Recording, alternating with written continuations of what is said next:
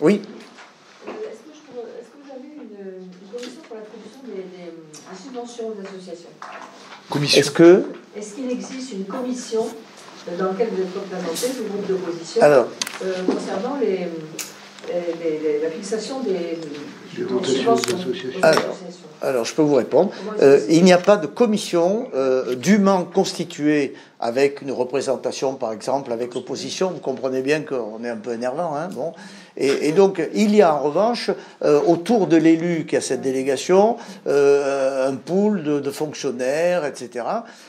Et j'avais veillé il y a quelques années avec le premier adjoint, d'ailleurs, que je connais depuis toujours, parce qu'on était prof pratiquement à la même époque, et je lui avais suggéré de créer une charte de la vie associative, qui existe, qui fixe des règles. Mais ce pool, on va dire, ce groupe de travail, on n'y a pas accès, donc on ne peut pas le vérifier. Mais il existe un outil. Il faudrait l'institutionnaliser, lui donner vraiment les bases juridiques pour qu'il devienne officiel. Voilà. Donc, mais ça se fait un peu, voilà. Hein, voilà. Jusqu'à la semaine dernière, je suis allé voir une petite association que vous connaissez, qui s'appelle Jabir, qui a beaucoup de difficultés. Ouais. Ils ont écrit à la mairie, etc. Ils sont en train de perdre un agrément. Donc je suis intervenu au conseil municipal. Ces gens sont désespérés parce qu'on ne les écoute pas. Là non plus, ça manque d'écoute, ça manque de lieux de médiation, on parlait tout à l'heure, de rencontres avec le tissu associatif qui permettrait, je ne dis pas qu'il faut tout donner, je dis qu'il faut essayer de comprendre et voir ce qu'on peut faire. Vous voyez, voilà. Donc. Il y avait d'autres questions, non? Je suis sûr que ça vous titille, non? Je m'interroge un petit peu sur la capacité qu'a effectivement l'opposition, ou je dirais d'une façon générale, à pouvoir intervenir réellement dans ce processus de décision. En particulier lorsqu'il y a des investissements de cette nature, il y a bien sûr une politique derrière. Quel est le niveau de la concertation réelle qui existe? Il n'y en a pas. Aucune. Aucune. Donc en fait, ces investissements sont au fil de la volonté de Madame le maire. Exactement. Hein, c'est la démocratie habituelle que nous avons en France d'ailleurs. Oui, oui. Mais démocratie imposée. Pour aller dans le sens de ce que vous dites, on a constaté depuis le début. Alors, si vous, évidemment, les mécontents viennent nous voir. Bon, on les reçoit, on envoie les pieds. Bon, et il se passe quelque chose. Et quand il se passe rien, on leur dit venez au conseil municipal. Parce qu'avant, le conseil municipal, comme dans toutes les communes de France, c'était à 18h. Oui. Donc les gens venaient. Mais ils ont vu arriver les gens, le public qui s'asseyait derrière, qui se mettait à siffler. Bon, les mécontents. Donc du coup, on nous a mis le conseil municipal à 10h du matin. Comme ça, les gens qui bossent, ils ne peuvent plus venir, il n'y a plus de problème. Et le nombre de conseils municipaux annuels a diminué. C'est-à-dire, avant, on en avait un au départ, on en a eu un tous les mois et demi. Oui, voilà. Et maintenant, on en a un tous les 2 mois et demi. Dernièrement, on a attendu 2 mois pour en avoir. Voilà. Non, c'est au minimum une fois par trimestre. Voilà. Et donc, on a, au dernier, on avait 106 questions. Et à chaque conseil municipal, on a 110 questions. Pour éviter, voilà. Je vais vous donner un exemple parlant et qui va te concerner, Henri. C'est que Aix-en-Bus. Ah ouais. Aix-en-Bus a été un véritable, excusez pour le mot, mais foutoir. Ah ouais. En 2013, quand on a eu un nouveau délégataire, qui est quand même une filiale de la SNCF, Keolis. Et donc, on change complètement tout. Alors, pour un peu, convaincre, des bus tout neufs, etc. Mais on change les itinéraires, on change les directions, on change les numéros de bus, on change les arrêts de bus, c'est le désordre. Et c'est arrivé à un moment, pratiquement à l'été, où les gens en avaient ras-le-bol. Marie Joissin était en vacances en Bretagne, on l'appelle, enfin des gens l'appellent pour lui dire ça va pas, rentre vite, ça va pas. Bon, elle promet de faire des réunions publiques. Pourquoi ça? Pour 2 raisons. La première, c'est qu'il n'y a pas eu de rencontre avec les comités d'intérêt de quartier, voir s'il existait des conseils de quartier pour prendre la température et savoir où étaient les besoins des déplacements, d'accord? Donc, on a fait des lignes comme ça derrière un ordinateur. Et ensuite, il y a eu le surcoût. Alors, je l'ai pensant que ça pouvait intéresser. Le budget de Keolis, actuellement, avant que ça passe à la métropole, 242 millions dans l'année pour faire fonctionner tout ça. Vous savez, le surcoût, il a fallu retrouver les lignes anciennes, refaire, etc. Des réunions publiques, mais j'ai assisté à 3 sur 5, mais un chahut monumental, 28 millions d'euros de surcoût de cette opération. 28 millions d'euros de surcoût. Voilà. Et alors, j'ai eu la chance de rencontrer le directeur aixois de Keolis, le hasard. Je dis, monsieur, mais qu'est-ce qui se passe avec les bus? Il me dit, écoutez, je sais qui vous êtes, comme ça, il me dit, je sais qui vous êtes. J'ai dit, j'essaie d'être moi-même déjà. Hein, bon. Et il me dit, mais je vais quand même vous dire, c'était 1 an avant les élections de 2014. Il me dit, on nous a demandé de faire vite. Alors moi j'ai mis 3 ingénieurs derrière les ordinateurs et ils m'ont fait un plan, celui qui n'a pas marché. Voilà, pardon? Les élections de 2014. Ben, il fallait dire qu'on avait renouvelé les bus et tout pour les élections de 2014. Et oui. Ben ouais. Voilà. Donc ça veut dire quoi? On n'écoute pas. Alors après, ils ont été obligés, la mairie a été obligée d'écouter les comités d'intérêt de quartier, qui savaient de quoi on parle dans leur quartier. Les personnes qui prennent le bus, ceux qui travaillent, les personnes âgées, les lycéens, enfin les écoliers, etc. Et il a fallu remodeler. Même maintenant, ça ne marche pas encore très très bien. Très très bien. Et la catastrophe qui pourrait arriver, je mets un conditionnel, c'est qu'avec le BHNS, j'ai posé la question. Non, moi je ne suis pas contre. Mais je dis simplement, même si ça coûte 100 millions, hein, c'est 1 million la machine, hein, il y en a 15. Mais c'est la métropole qui va finir de payer. Et donc, si on peut dire, c'est ce que dit Madame le maire. Et donc, j'ai demandé, mais attendez, on a un réseau de bus, il va peut-être falloir l'articuler intelligemment avec... parce qu'il va y avoir des suppressions de lignes là où passe le BHNS. Donc, mais comment vont se faire les correspondances? Parce que les bus, ils vont avoir des itinéraires interrompus. Elle me dit, ah mais on le verra après quand le BHNS sera inauguré. Pourquoi? Parce que le BHNS c'est 2019 et les élections c'est 2020. Mais je pense qu'il va y avoir un retour de bâton qui risque d'être grave par les bus qui ne fonctionnent plus. Parce que les gens du BHNS, ils viennent par une voie traversante de la ville urbaine. Ceux qui viennent depuis Ricard, de Luynes, etc., comment ils vont faire avec les bus, quoi. Donc je prédis ou prévois presque une catastrophe quand on va inaugurer à grande pompe le BHNS. Voilà. Donc ça vous donne une idée de cette manière. On n'écoute pas les gens, on ne prend pas en compte ce qu'ils souhaitent, en leur parlant, en leur disant la vérité. Quand quelqu'un vient vous demander quelque chose, et vous dit « je peux le faire », et vous le faites. Et quand vous ne pouvez pas le faire, les gens sont intelligents, vous dites « je ne peux pas le faire », les gens le comprennent, on ne les envoie pas balader. Voilà. Tu avais une question, Marcel? Oui, là, je voudrais dire deux mots. Bon, d'abord, je ne parle pas des quartiers périphériques, du Joseph Bouffant en particulier, qu'on connaît bien, parce que c'est un monde. Et c'est à Aix depuis très longtemps, c'est un scandale. Effectivement, tu l'as dit. Et à tous les plans, si vous promenez Joseph Bouffant aujourd'hui, vous verrez que rien n'a changé depuis 20 ou 30 ans. Bon, donc on ne va pas rentrer là-dedans parce qu'on ne s'en sortirait pas. Mais je vais donner un petit exemple qui concerne le centre-ville. Parce que nous sommes partis du Joseph Bouffant parce qu'on en avait marre d'être abandonnés. Et on est arrivé au centre-ville en disant, puisque la ville ne vient pas à nous, on va aller à la ville. Bien. Nous habitons un immeuble, et à côté de cet immeuble, il y a un espace vert. Oui. Ah, le fameux. Qui fait à peu près 1500 mètres carrés. Qui est planté, qui est planté d'arbres, qui a de l'herbe folle, qui est fermé, et par contre qui est ouvert très facilement au SDF. C'est sympa pour les SDF. Oui.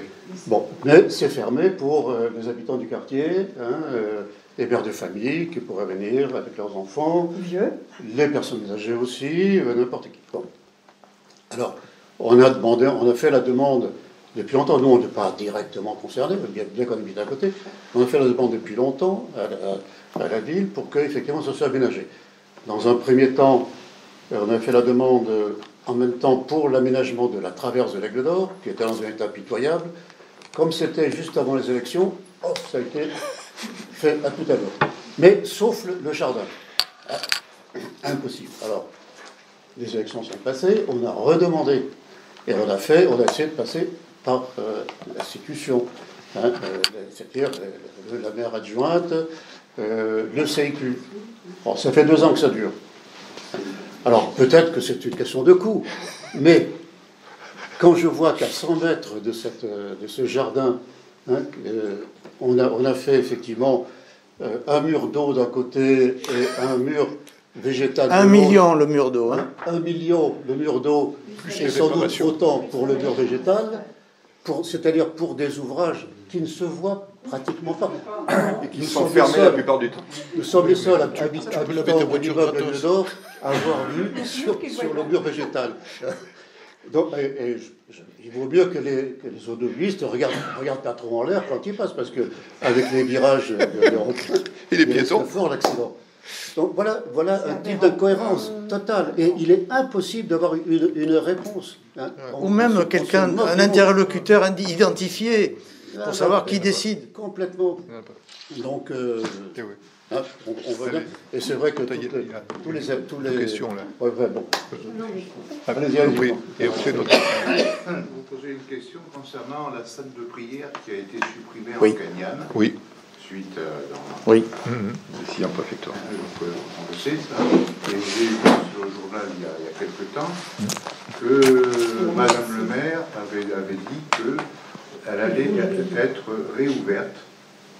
Est-ce que vous, l'opposition, vous êtes... Alors je peux vous donner un renseignement. Comment ça se décide? Elle décide toute seule, mais je peux vous donner un renseignement. Cette salle de prière qui s'intitule Mosquée Esselem, ça s'appelle comme ça. Excusez-moi pour l'accent, mais je parle l'arabe couramment. Voilà, c'est comme ça. Et donc, quand on lit l'arrêté du préfet de police, reproduit des prêches qui ont été faits à l'intérieur de cette mosquée, qui sont des prêches qui appellent au meurtre. Je pèse mes mots. Vous savez, on envoie les policiers, ils enregistrent, et puis ils ramènent ça à la police. Et ensuite, c'est dans l'arrêté, qui appelle au meurtre des chrétiens, de la République, des juifs, bon, bref. Donc, il y avait un véritable problème salafiste. Le préfet de police a fermé. Ça a été l'une des 3 fermées en France, à l'époque. Bien. Eh bien, la mosquée SLM, pour l'Aïd el-Fitr, comme on dit maintenant, se voit prêter un gymnase au Jas de Bouffon pour fêter l'Aïd. Cette association-là.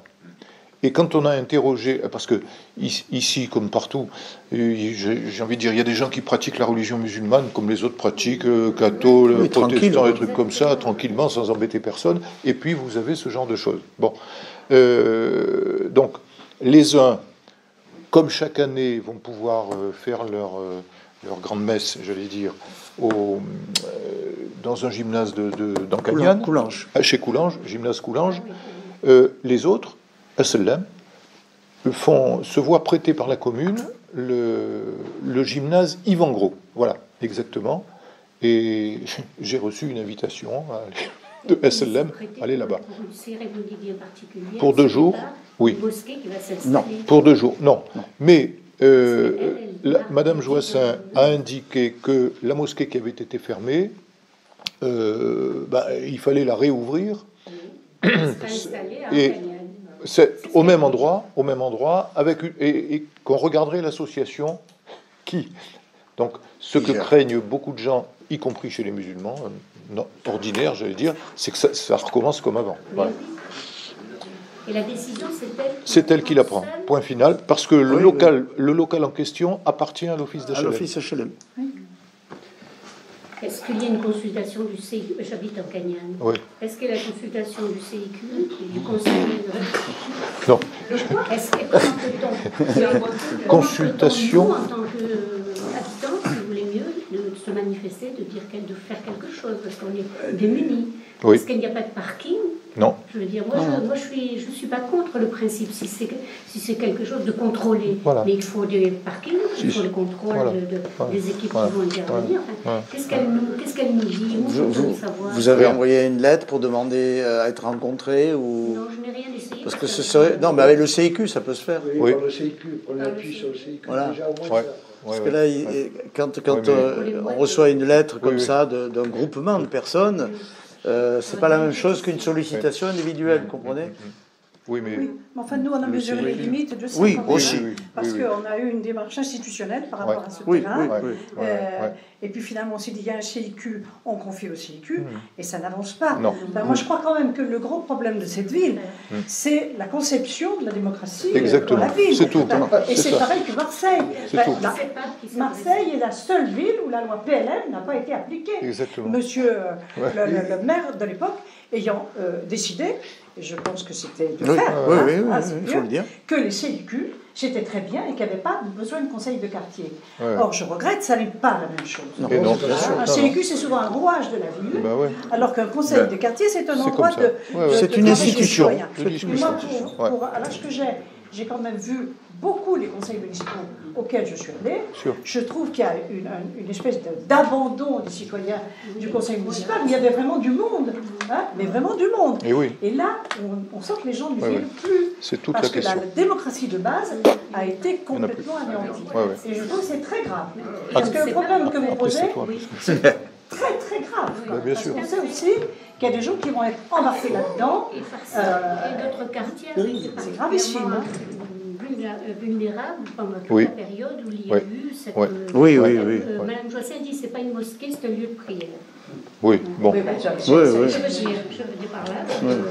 Nous, on le sait, je veux dire, on a fait intervenir souvent la police parce que la drogue s'est installée, l'afflux de personnes venant d'ailleurs, avec un comportement qui, enfin, je veux dire... Bien sûr, Et on est démunis. On se sent complètement abandonné. Mais ça nous on l'entend perpétuellement. Si vous voulez, on a l'habitude depuis 4 ans d'aller dire bonjour sur les marchés, dire bonjour, apporter nos petits journaux. Ça, on l'a distribué alors. Et quand on va au Jas, quand on va à Corcy, quand on va à Besson, quand on vient en Cagnane, j'ai l'habitude de dire la ZUP, il y a toujours... à l'heure actuelle, on ne peut plus marcher dans la rue, tous les deux, parce que vous avez les gens qui arrivent, qui gueulent, et qui vous disent, et ça devient un refrain, le quartier est abandonné. Voilà, on entend ça. Je peux vous dire que ça n'est pas que les quartiers type politique de la ville. Moi, j'habite dans les quartiers sud. On m'interpelle pour des problèmes quasi identiques, pas mosquée, mais quasi identiques. C'est-à-dire, on ne nous écoute pas. J'ai écrit, on me répond jamais. Voilà. On nous reçoit pas. Voilà. À toi de jouer. Pour rebondir à ce que vous venez de dire, quand on a un fonctionnement mental à peu près cohérent, on est toujours en train de chercher la raison. On cherche toujours une raison aux choses. Pourquoi les choses fonctionnent comme elles fonctionnent. Et en fait, on se rend compte très vite qu'on n'a jamais la réponse à ça. Parce que on en est même des fois à se dire, mais est-ce qu'il n'y a pas une volonté maligne derrière? C'est-à-dire la volonté de détruire, de casser, de briser. Et cette volonté-là, ce qui semble illogique pour quelqu'un qui est chargé de gérer une ville. On ne voit pas quel est l'intérêt immédiat, mais on a cette impression-là. Alors après, on parlait de démocratie tout à l'heure. La démocratie, elle peut s'exprimer de plusieurs manières. Celle qu'on connaît tous, c'est les élections.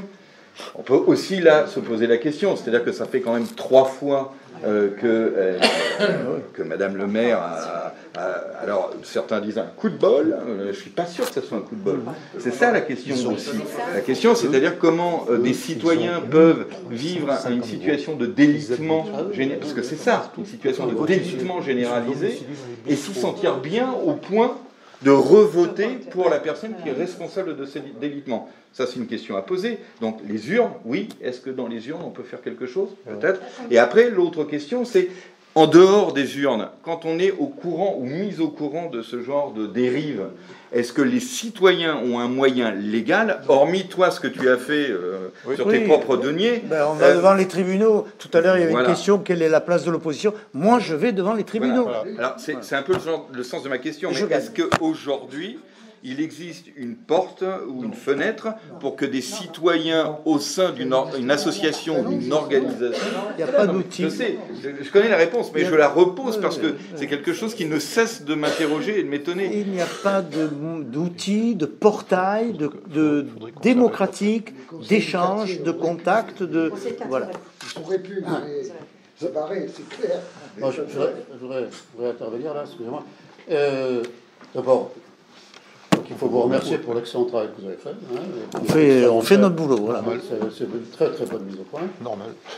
Maintenant, on est dans un local, effectivement, des élus de l'opposition, et il vient être question des élections. Enfin, je crois qu'il faut regarder les choses en face. Si on a cette municipalité, depuis 2001, c'est parce que il n'y a pas eu d'opposition, ou en tout cas que l'opposition... Excuse-moi, il y en a, mais c'est pas organisé. Elle n'a pas voulu faire ce pareil. travail. Exactement. Moi, j'ai participé à deux campagnes municipales, 2001 et 2008. Deux fois, dans les deux cas, on s'est retrouvés en minorité, avec 8% des voix la première fois, 10% la deuxième fois. Et l'équipe socialiste de gauche qui était en tête a refusé l'union, sous prétexte qu'elle était sûre de gagner.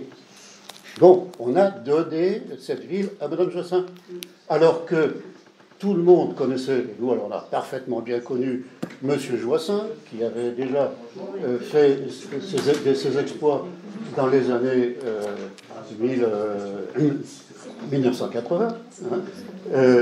Et donc, c'était évident qu'on allait avoir la continuation avec Mme Jossin. Donc, je suis désolé, mais la responsabilité, on est en face effectivement d'une impossibilité là. C'est-à-dire que les citoyens sont démunis face à ce pouvoir qui ne partage rien et qui privilégie une catégorie particulière de population. Et si, effectivement, la gauche ne s'arrange pas pour faire un travail cohérent et uni la prochaine fois, on continuera avec les mêmes élus, et ça continuera dans le fiasco généralisé. Il y a quand même dans la population un sentiment diffus, alors de gens mécontents peut-être, aussi de gens qui, tout en reconnaissant effectivement qu'il y a des choses qui ne vont pas, répètent à l'envie, mais avec tout ce qu'elle a fait pour nous. Voilà. Alors là, ça c'est le mystère. C'est incroyable. Moi j'aimerais qu'on m'explique. C'est le mystère. Avec tout ce qu'elle a fait pour nous. Tout ce qu'elle a fait pour la ville et pour nous. Par clientélisme aussi. Mais au final... mais il faut voir les campagnes publicitaires qui sont faites. Oui, alors, je parlais de ça, les panneaux avec meilleure médaille d'or. Et là encore, l'opposition n'est pas en mesure, n'est pas capable de faire une contre-publicité. Quand on a vu, par exemple, les campagnes publicitaires qui ont été faites par la ville d'Aix au sujet de la métropole, c'est un véritable scandale. Avec des affiches. Mais on n'a pas les moyens financiers qu'elle a pris et qu'elle a eu. Oui, d'accord, on n'a pas les moyens, mais quand même, il y avait des possibilités, et je pense qu'il y avait des occasions. Il faut quand même préciser quelque chose. Il faut quand même préciser quelque chose. Il y a quelque chose, très franchement, que moi j'ai rencontré au fur et à mesure des choses, par exemple avec ce type de dossier. Il y a un électorat captif. En 2009, écoutez bien ça, en 2009, elle a gagné de 187 voix. Et vous avez eu 2800 votes par procuration sur 32 000 votants. En France, on n'est jamais arrivé à 1% d'électeurs qui votent par procuration. Ça veut dire, ici, par exemple, c'est un fonctionnaire communal un jour qui est venu me voir, je ne le connaissais pas, et il me dit, mais vous avez non, mais c'est vrai, vous avez soulevé le problème des forains, mais je vais vous expliquer, vous savez, les différences de prix, etc. Et je lui ai dit, vous allez m'expliquer, bon, d'accord, et il a voulu me voir, je lui ai dit, venez ici, ah non, surtout pas, à votre cabinet. Bon, il est venu un samedi matin au cabinet d'avocat. Je reçois ce monsieur, je ne savais pas de quoi il voulait me parler. Il me dit, je vais vous expliquer, je vous donne un détail. Je croyais qu'il allait me donner une raison technique. Il avait un paquet de papier comme ça. Il me dit, ben voilà, je vous explique. Quoi ? Tous ces gens Ils habitent Toulouse, mais ici, ils ne paient rien. Ils sont favorisés, d'accord ? Vous l'avez entendu comme moi, hein, et vous l'avez vu sur les documents. Et ils sont électeurs à Aix. Ils adorent la ville. Ils sont domiciliés dans les bistrots. Par exemple, il m'a montré... 10 électeurs à la même adresse d'un bistrot. Vous aviez 17 bons hommes dans un bistrot qui s'appelait le Grimaldier, là, et ils sont les uns chez les autres, etc. Et ce qui explique que, donc en 2009, vous avez eu 2800 votes par procuration. Ça veut dire que lorsque... Ça, on l'a vu dans un congrès sur la corruption, à la faculté de droit au mois de novembre dernier. Lorsque, il y a 60 ans, aux élections municipales, vous aviez 80% de votants parce que les gens étaient concernés, etc. Bon, un professeur qui nous faisait le cours nous a même dit 84% de votants. Bon. Maintenant, vous en avez 55. Donc, par définition, si vous avez un électorat captif de seulement 3000 voix, d'ailleurs, les réunions, lorsqu'il y a des réunions d'information, j'ai vu la réunion d'information sur le BHMS. Oui. Et ça, c'est un électorat captif. Toutes les personnes qui avancent dans son sens. C'est ça. Et il y avait oui, mais si tu as moins de votants. Oui, j'y étais. Si tu as moins de votants. Non, mais il suffit que c'est 3000 voix. Quand on essaie d'intervenir ou quoi que ce soit... Alors, je vais vous dire. Il y a 3 personnes au cabinet du maire qui sont chargées d'appeler tous ceux qu'ils connaissent de venir faire la claque. Je peux. Oui, tu as raison. Je suis. On parlait. C'est Marcel qui. C'est Marcel tout à l'heure qui parlait de l'action d'opposition. Vous avez une action d'opposition, c'est certain. Mais après, moi, là où je suis toujours surpris, alors. Tu me connais, toi. Oui. Alors peut-être que c'est parce que je suis des fois un peu radical, mais je dois avouer que, par exemple, ce que tu as dit, tu dis, on se rend compte qu'il y a 10 personnes qui n'habitent pas la commune, qui sont inscrites au Grimaldier, d'accord ? Qui était. Alors, il y a plein de façons, après, d'aborder ce que tu viens de dire. On peut l'aborder comme tu viens de le dire dans une réunion publique comme ça. On peut l'aborder aussi d'une autre manière, qui est d'utiliser aussi des méthodes qui sont autres que celles-là, qui sont d'afficher. Elle est comme on a tous connu la nuit, le pot de colle, le main, tant de personnes, le Grimaldier, machin, vérifiez. Réveillez-vous, citoyens. Oui, il faut des militants, je suis d'accord avec toi. Mais le problème de l'opposition, c'est il faut des élus, mais il faut aussi des militants. Des gens qui vont à la castagne. Mais bien sûr. Vous êtes dans une grande la castagne, quoi. Et là, je crois qu'avec une Marie Joissin, comme elle est aujourd'hui à Aix-en-Provence, avec 3 mandats de suite, je ne vois pas très bien quelle porte de sortie on a, hormis de se mobiliser, c'est une chose, mais aussi de se castagner. Mais après, mais oui, non, mais il faut dire les choses clairement, quoi. Il y a un moment donné, tu peux pas... Castagne. Alors après qu'on soit encadré dans la castagne, qu'il y ait des gens qui nous disent attention, vous êtes limite l'égalité, attention là, vous risquez ça, et on prend. Après, on est des adultes, on dit ok, allez, j'y vais. Je mets sur la table et je vois venir. Mais il faut y aller, quoi. Et là, on est à 2 ans d'élection, et sans rire. Et oh là, tiens, il faut prendre du tonus le matin, puis il va falloir envoyer, quoi. Eh ouais, il va falloir envoyer, quoi. Non, je sais pas, non. Non, à un moment donné, ça va. Parce que eux, ils se gênent pas en face. Ils ne se gênent pas. Ce que je voulais dire, c'est on se plaint pas de faire le boulot qu'on fait. Non, mais il n'y avait pas de... Mais vous ne pouvez pas imaginer le temps qu'on y passe. Non, mais d'accord. Le temps qu'on y passe. Et si en plus on devait être... on va dans les quartiers, on rencontre des gens, on a des rendez-vous, on est dans toutes les institutions, mais si on devait faire le boulot à la place des militants, de ceux qui... C'est parce que c'était pas ça. Il n'y avait pas de remise en question en plus de ce que vous faites. Oui. Il tire une conclusion. Une journaliste est devenue nous voir. Très vieux, c'est tout. Je vais rajouter un petit quelque chose quand même. Bon, je suis d'accord que, effectivement, des militants agressifs, c'est utile. Mais au-delà de ça, un grand nombre de militants, c'est encore mieux, parce qu'ils irriguent la oui, vie. bien sûr. Dans les années 80, par exemple. On ne va pas tout faire. Oui, ils ne sont pas là. On avait 800 adhérents au Parti Socialiste. Il en reste aujourd'hui combien ? 20, 30, 50 ? Et pourquoi il en reste-t-il si peu ? Parce que nos élus ont cassé le Parti socialiste, ex-soi. Et puis c'est tout. Donc à partir de là, il ne faut pas s'étonner. Bon, c'est vrai que Eddie Baldo et notre ami Castronovo font un bon travail, mais tout seuls, ils ne peuvent pas. Ils ne peuvent pas alimenter cette évidence. Bien sûr, on est d'accord. Bien sûr. Mais ce n'était pas un appel à nos élus, ni un appel à la gauche. C'est un appel aux citoyens. Parce que quand on est mécontent, on dit « je suis mécontent ». Et après, quand on a des éléments factuels, c'est-à-dire des dossiers dans ce type-là, si on peut nous alimenter pour alimenter la sulfateuse, mais encore faut-il avoir la volonté de porter une sulfateuse. Mais depuis 4 ans, nous essayons de faire passer des informations.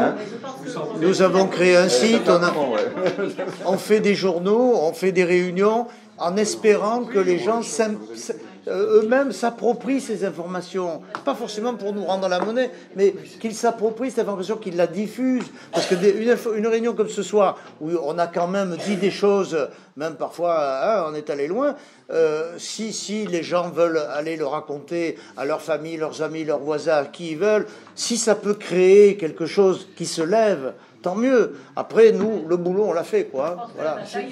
Oui, vas-y, Henri. Oui, oui. Tout à fait. Est-ce que dans votre analyse, il y aurait un moyen de faire comprendre aux citoyens moyens quel est l'intérêt de ces dépenses et de ces investissements? Je veux dire par là que très souvent, on parle des dépenses, mais le citoyen en tant que tel, il n'en a aucune conscience. Non, c'est pour ça qu'on essaie de vulgariser. À titre de ce que je dois payer. Oui. Donc effectivement, on me donne un super théâtre, on me donne un aréna, on me donne un... C'est très bien. Bien sûr. Mais je ne sais pas du tout combien ça me coûte. Voilà. Je n'en ai aucune idée. Bien sûr. Ce qui serait intéressant, c'est de faire apercevoir à chacun ce que ça revient. Bien sûr. Parce que ces opérations à 100 millions d'euros, pour la 2, ça coûte combien l'usager? Bien sûr. À la limite, ça va être presque gratuit. Ça occulte complètement ce que je disais tout à l'heure, pour faire simple, ça occulte tous les besoins qui ne nécessiteraient pas cet argent-là, et voilà. Donc, la remise en état de la voirie, on met ça dans la figure des gens, le grand théâtre, le machin. On n'a aucune idée du prix. Bien sûr. Est-ce qu'on peut le traduire? Est-ce qu'on pourrait imaginer? On va le faire. Au niveau de la poche du citoyen. Bon, ça me coûte tant. Ça, je n'étais pas conscient. Alors, il y a une nouveauté dans le paysage, c'est le niveau métropolitain. On va prendre peut-être une ou deux questions, puis après, on va vous offrir à boire. Transférer une partie des dépenses à la métropole. Sauf que la métropole, Viens, on va boire un coup. Une question peut-être, après on vous offre à boire. Non, je voudrais quand même faire une remarque. Oui. Madame Joissin vient d'être condamnée, elle va faire appel. Ben oui. On sait très bien. On est quand même dans une ville. Mais on est quand même dans une ville où Alain Joissin a été condamné, où il y aura des traces, et où la fille compte se présenter. Et personne ne dit rien. Combien d'ex-soins savent dit, ça? Oui, quand même. Ils l'ont dit. Oui, bien sûr. Mais quand même, il me semble que... Mais oui. Il y a 30 ans, on aurait distribué un papier le lendemain. C'est le truc de fou. Là, je trouve que... On est trop gentil. J'arrête ça et nous allons boire un coup.